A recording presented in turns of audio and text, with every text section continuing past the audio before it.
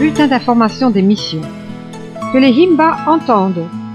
Comme nous avons vu la semaine passée, l'apprentissage oral continue d'être pour les Himba la principale manière de communiquer leur histoire et leur culture. Selon la vision Himba du monde, il n'existe pas de concept comme le péché tel que les chrétiens le comprennent. Ils n'ont pas de doctrine ni de cadre à leurs croyances, ce qui rend l'évangélisation difficile. Kapitango grandit parmi les Himba. À 16 ans, il habitait chez son oncle dans une autre région.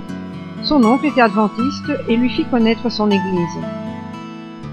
Bien que Kapitango n'aimait pas la religion de son oncle, il fréquentait l'église avec lui tous les sabbats, car il vivait dans une culture qui respecte les aînés.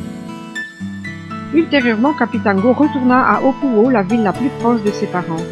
Puis, un autre membre de sa famille, Tatsuz, vint vivre dans cette même ville où il devint le dirigeant de la petite congrégation adventiste locale. Parce qu'il connaissait un peu d'anglais, oncle Tat lui demanda d'être le traducteur d'un couple de missionnaires venus travailler auprès des Himba. Il ne pouvait refuser car son oncle Tat était un ancien respecté.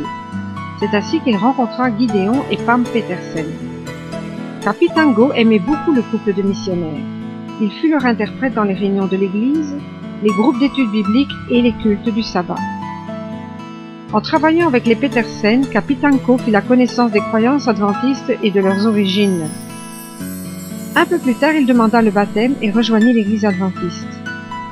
La vie spirituelle de Kapitango s'approfondit et devint pasteur laïque de la petite église adventiste d'Apuvo. Puis, les dirigeants d'église de la Namibie l'invitèrent à étudier à l'université de Rusangu, en Zambie, en vue d'exercer le ministère.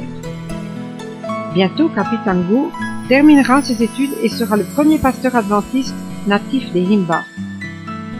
En travaillant avec les Himba, les missionnaires prirent conscience qu'ils ne mémorisaient pas les histoires bibliques racontées.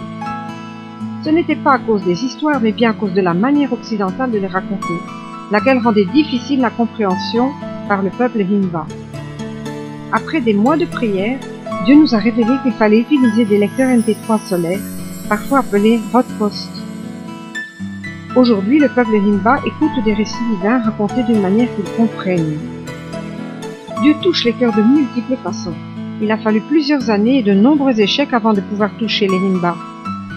Une partie de l'offrande du 13e sabbat financera l'enregistrement de nouvelles histoires pour les Himba et fournira des lecteurs MP3 solaires à tous les villages du nord de la Namibie.